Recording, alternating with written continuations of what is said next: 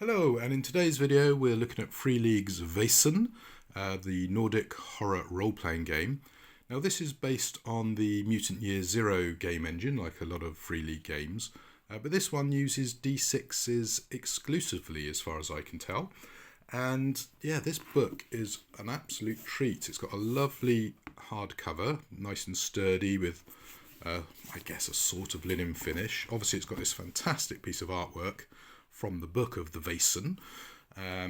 Inside it's got this nice quality thick paper.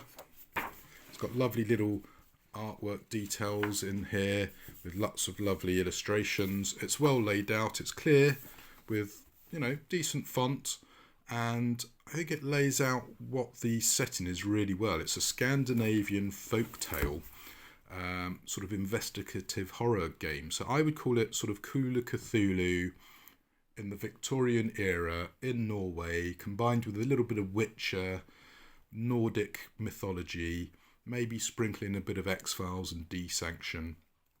Really intriguing setting. And the way I view it is that the Vaesen are sort of like your fairy folk, and they've been good and bad over the years, but most people in the past knew how to, keep them calm and keep them helpful or get rid of them. But with the coming of industrialisation and urbanisation in the Victorian era, that's disrupted the normal kind of order of things, and the fae folk are getting a little bit angry. And unfortunately, that means they're causing trouble. Now, most people can't see them because they're sort of invisible. But the investigators, so this chap here, for example, they're able to see them. They've got what's known as the sight, and you're in a society with a headquarters, and you go out into the world to hunt down these troublemaking fairies and sort them out. Now, there are some sort of examples, like there's an angry baby, which really reminds me of that episode in Witcher 3 where a baby hasn't been buried properly, and because of that its spirit comes back and causes all sorts of trouble and is murdering people and everything. So by putting the baby to rest in the correct way, you calm the spirit and solve the problem. And that seems to be the sort of thing that can happen in this game. So that's why I say it's got a real strong sort of Witcher vibe for me, that sort of Eastern European, dark, grim fairy tale. The fairies aren't cute hug-a-tree types. They're mischievous and potentially quite nasty. So as you can see, as I'm just flipping through the book, the layout's really well done, and the artwork is of a particular style, which some people might not like. I do like it. One thing I would criticise it for is in the player character section, it starts off with these sort of archetypes. If you want to use the life path system, which I think potentially is a better way of doing things, that's buried all the way in like page 200 odd or something, which is a little bit bizarre to me, but maybe it's because this is a simple version of the game engine. They want a simple character creation setup as well, and in theory this is easy. You just go through a list and pick. So let's say the writer, so it gives you some example names. What's your motivation? So do you want to find a certain Vaesen? Do you want to research a book? Or do you want to get revenge? So pick one of those. What was the trauma that gave you the ability to see the Vaesen? Did you anger some fairies? Were you cursed? Did you hear a song but failed to write down the lyric? What's your dark secret? What's the thing you don't want anyone to find out? So are you actually spying on your friends? Are you actually on the run because you're a revolutionary? Or are you a fraud? Your whole work is a lie. And then pick a relationship. So, does another character inspire you? Do you try to win, or do they try and win your appreciation? Or do they scare you? So just pick one of those. Then assign your abilities. So your main attribute is empathy, so you can have more points in that. Your main skill is inspiration, so again you can have more points in that. What are your talents, what are your resources, and what equipment do you start with? Done. Character created. Now at the beginning here I did find it a little bit hard to find it. So here you go. Each attribute has a value between 2 and 5, with the minimum being 2 and the maximum 4. However, your chosen ability, which you get from your archetype, can go to 5. So that, my eyes sort of glazed over that when I first was skimming through the book, so watch out for that. Then your skills, your starting skills will have a value between 0 and 5, and you can't have more than 2 in any skill apart from your specialist skill, which can go to 3 points. So you've got some points, you allocate them out, and away you go.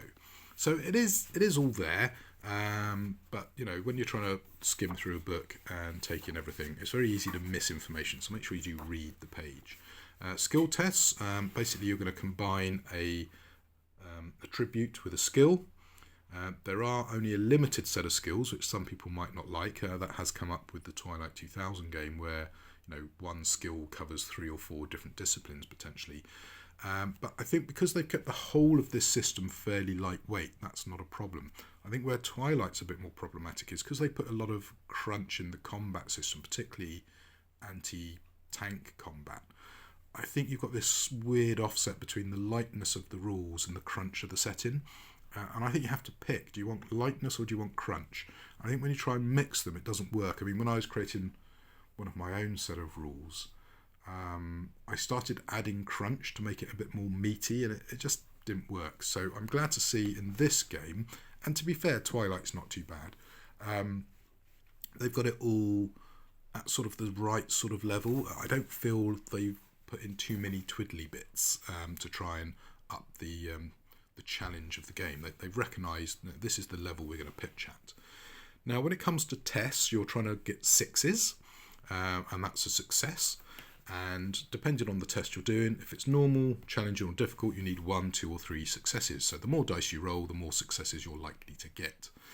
Now, chances of success, well, as it says here, 17% with 1 dice, a big 84% with 10 dice. You can push your roll, but obviously there are consequences there. Well, that increases it to 31 and 97%. So with 10 dice and pushing your roll, you've got a 97% chance of succeeding and getting a success. Now, I think that's 1 success. So yeah, that could be interesting. See how often you fail. Opposed rolls are covered, advantages and all that. So do you get extra dice? And then a nice breakdown of the skills. Then we've got a nice big section on talent. So where was the writer? Here you go. So automatic writing. When channeling spirits through automatic writing, you can use inspiration to gain clues. The Game Master provides more or less vague clues, predictions about the future, or momentary insights into thoughts and experiences of your enemies. Extra successes mean more clues. So there you go. You could also get a condition, which is not necessarily good. Then conflict and injuries. There's quite a bit in here about the various problems you can have, and you can have physical and mental injuries. You've also got some special effects, so fear and explosions, being on fire, being poisoned, falling, being hungry or tired, and then healing your injuries. There's also a couple of pages on equipment, including armour and weapons. So yeah, a few pages on that. And then one of the biggest sections seems to be the bit about the society and setting up your headquarters in the background. There's quite a lot of information here. So that starts on page 79. And yeah, we're still in the settings here, which is another chapter. And then we get to the monsters. Where's that? 120 odd, is it? No. Yeah. About 120, where we actually get into the Vaesen themselves. So I'm going to quickly flick through there because you don't really want to see the stats for that. Then we've got an adventure. Now, the mystery, I believe, is actually how to create the mystery that your characters are going to investigate. And that's, page 171. And that goes all the way to 196, where we then get to the actual adventure, the Dance of Dreams. Then we get a load of handouts on page 212.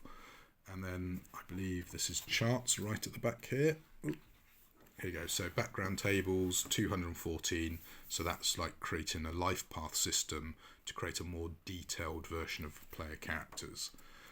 Then then we get some handouts. Now these are available, I'm pleased to say, on the website. So you can actually download a character sheet and a headquarters sheet. Now the character sheet has your classic, name, sex, motivation. You've got 4 attributes: physique, precision, logic, empathy. You've then got conditions, which are your wound status. So you're either unwounded, exhausted, battered, wounded, or broken. And for mental, no mental damage, angry, frightened, hopeless, broken.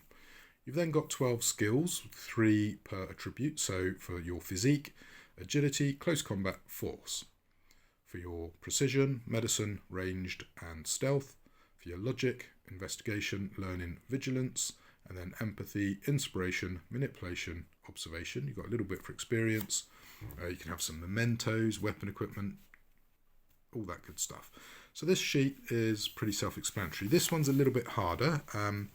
You set up your headquarters, you get some development points, and then you buy upgrades. And there's almost like a tech tree as to what upgrades your headquarters have, and that will help you as you go out into the game.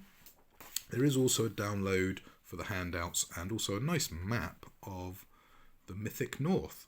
Now I'm pleased to say they are actually working on a British and Irish, I want to say, version of the game. Now whether it's a standalone game or an expansion book, I'm not 100% sure at this point, but it's coming to Kickstarter in December, so keep an eye out for that.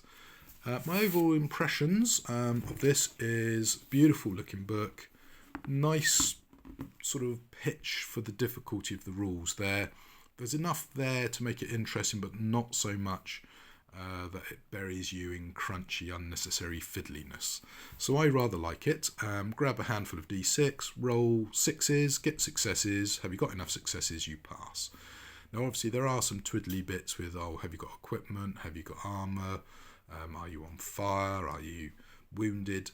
Which is going to add or subtract dice. And then obviously the Vaesen themselves, which I haven't really shown you, that there's some really good stuff in there. And for example, to defeat some of them, you have to know their secret. If you don't know their secret, the best you can do is chase them off. So in some ways, it's a bit like taking on gods, taking on these fairies. If you don't have the right stuff, you're sort of wasting your time, really. So yeah, that's sort of an interesting idea, and that's where I say the Call of Cthulhu idea of these sort of ancient old ones almost in the form of the fairies. So if you like Call of Cthulhu, I think you're going to like Vaesen, but it is a lighter weight rules, I think, than even the basic role-playing sort of engine that a lot of Chaosium games are based on.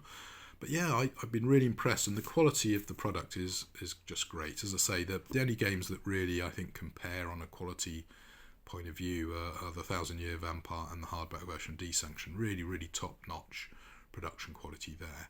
And the aesthetics, really, really nice. And the artwork, I guess, artwork is very subjective, but I mean, look at that. That's lovely. Really, really nice bit of artwork.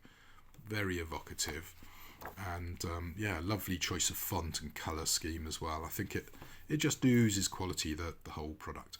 One thing I don't like so much is this script, which is very flavourful but very hard to read. So yeah, that's my only real criticism of the book.